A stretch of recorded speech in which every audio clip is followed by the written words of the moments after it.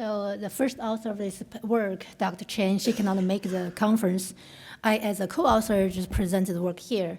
The topic of this work is polygenic risk score for schizophrenia from the 1 calcium channel genes, how that related to the functional connectivity.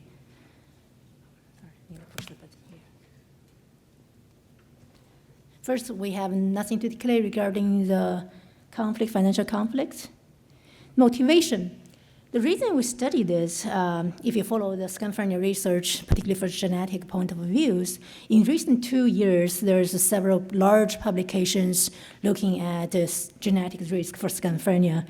One of them from the GWAS studies, particularly from the PGC groups, they have reported quite reliably genetic risk for schizophrenia. And this list of the genetic risk basically right now become the guidance of the following 2 years of studies. So we have the likely reliable risk for schizophrenia, but the pathology of these risks, how this genetic risk manifests its effect through brain and behavior become diseases is totally unclear right now. Give you an example to see how complex this problem is. So here is, I post this paper published in the Nature Neuroscience, led by Dr. Barbara Franke. So in her work is leveraged the results from PGC and Enigma.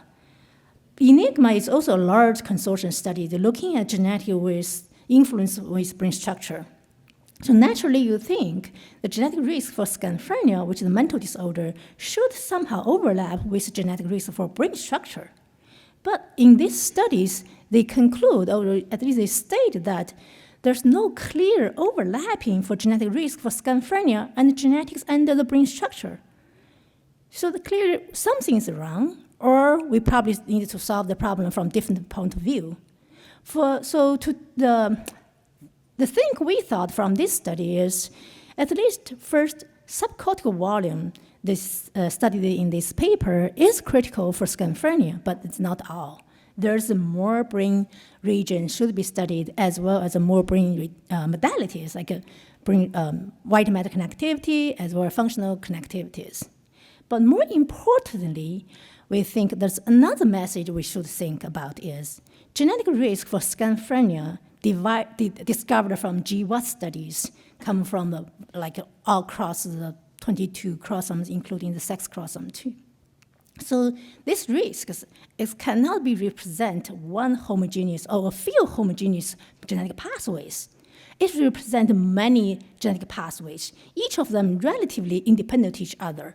So if you can further dissect all these genetic risks into more homogeneous groups, then you probably get a more likelihood to identify their effect on brain and on behavior.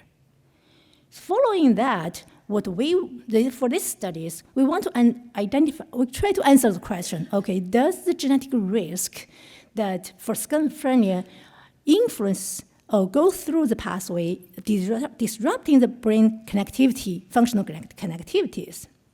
And we focused only one gene here for this study is the calcium channel genes.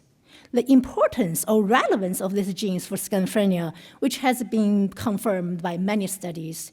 I gave the two publications in Nature which reported how that related to schizophrenia as well as the bipolars. So this calcium channel gene is not specific for schizophrenia, but clearly is very important for schizophrenia. And then so we used 134 patients and 171 healthy controls. We have their SNP data, genetic data, and we pick up the 27 SNPs within this gene, and also has association with schizophrenia reported by PGC using the p-value smaller than -4. And we use the odds ratio also reported by the PGC group to calculate the polygenic risk score. So if you're not familiar with polygenic risk score, so basically it is a summary of the risks come from the 27 SNPs. So the question we will try to answer is, this is the risk in this very important gene for schizophrenia. How that risk related to the brain, particularly related to the functional connectivity of the brain. And we think the functional connectivity we used is derived from the resting state function MRI. So we're first using the group ICA approach to dissect the whole brain into independent networks. Then we compute the connectivity among the networks. And then we know that among all this connectivity, the big map of that, it's not all independent to each other. So we applied another ICA, like factorization, into independent patterns. Then we test whether the polygenic score of the calcium gene is related to any of the patterns of the resting state functional connectivity. So briefly, that is the method of the group ICA. For each subject, we have their roughly 5 minutes resting state data. So then we concatenate all the subjects together. The group ICA did is find the independent networks. And based on the independent networks, back constructed to individually brain networks. And for individual brain networks, then we have their time course among these 5 minutes resting state. Based on the time course of the resting state, we can compute the connectivity between each independent brain networks. So this example of the brain networks, and for example, here probably have about 50 brain independent networks and their connectivities calculated by the correlations. So this is symmetric. This is a symmetric. Okay, that's fine. So basically, you can see that's a symmetric matrix. The up triangle of this matrix gave you the information how these different brain networks are connected. And you can see that's not independent to each other. You can see the patterns of each blocks. So that's why we applied the ICA, and the ICA gave you a specific pattern. The example in the blue they're assigned is one example of the connectivity pattern. In the results, in our sample, we identified 50 brain networks, and including 3 in the auditory cortex, then the 10 in the sensory motor areas, and 12 in the visual cortex, and 15 in the frontal-parietal cognitive control networks, and there's 9 in default network, and then 1 cerebellum. And here is an example of the functional connectivity matrix. And one is from the health controls, average of health controls, other is average of the patient. You can see there's differences, but differences of the functional connectivity is not the main interest of this study, because this study is merely related to the polygenic risk score of the calcium genes related to the pattern of the functional connectivity. So here's, we derived the 10 patterns of the functional connectivity. Here's one of them, which only one significantly related to the polygenic risk score of calcium genes. So from here, you can see the higher your risk is, then the higher your connectivity is. And this connectivity in the patient is much higher than controls. So therefore, naturally, you can think about it as a patient has intention to get higher risk, and then they get the higher connectivity in this particular pattern.